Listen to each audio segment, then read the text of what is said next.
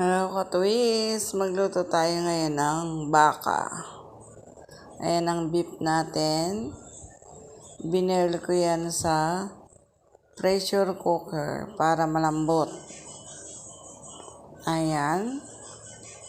At ayan na, pinakulo ko na ulit. Yan. Nilagyan Nalagyan natin siya ng luya.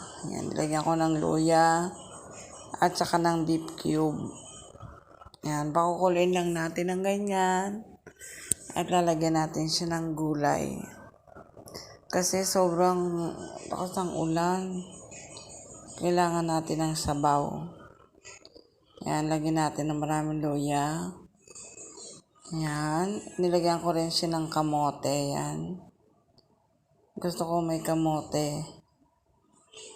Meron siyang 2 pirasong kamote. Ayan, lagay ko na yung gulay. At saka yung ating kamote. Ayan, dilaw.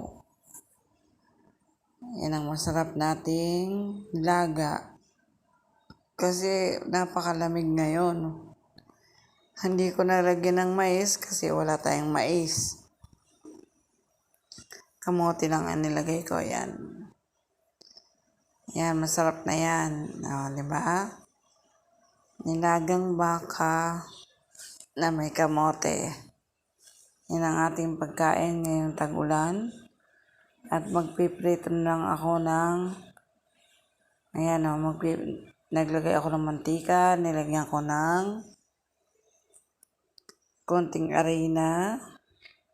Patapos nilagyan ko siya ng repolyo. Ganyan ko siya ginawa, repolyo. Pagkatapos nang malambot na yung repolyo, naging malambot-lambot na siya, yan, dry na.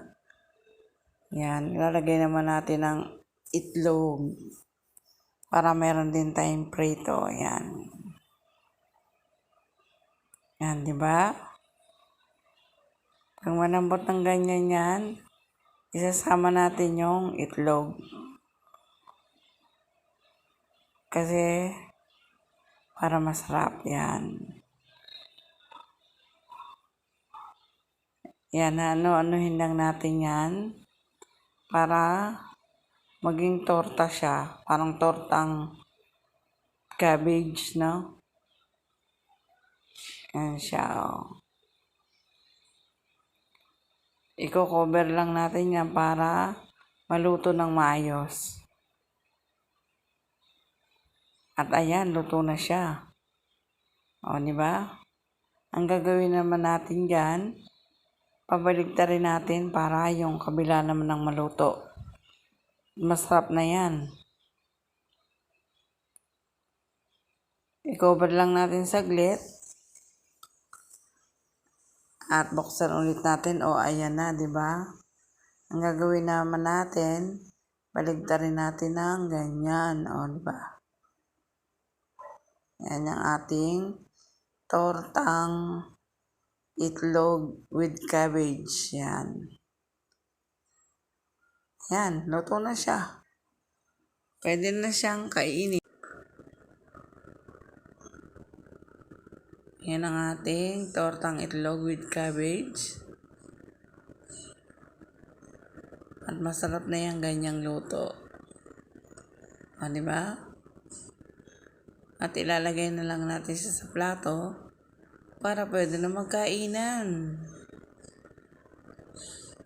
Ayan ang ating pagkain. Very easy at masarap. Thank you for watching.